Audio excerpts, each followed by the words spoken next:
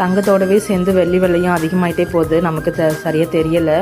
சரி கொலுசு இருக்க போகலாம் அப்படின்னு சொல்லிட்டு ரெடி ஆகிட்டோம். காலையிலே வந்துட்டு வெயிட் லாஸ் ஜேர்னியில் இருக்கிறதுனால பேலன்ஸ்டு டயட்டாக தான். காய்கறினாலே கேரட் பீன்ஸ் வந்துட்டு ஃபர்ஸ்ட்டில் வந்து நின்றுடுறான். ஆர்டர் போட்டது என்னமோ வேறு, ஆனால் வந்தது வேறு. அமேசானில் தான் வந்துச்சு. ஸோ அதை வந்துட்டு ரிட்டன் போட்டாச்சு. அந்த குச்சிப்பு பிராண்ட் வந்துட்டு நல்லா தான் இருக்குது.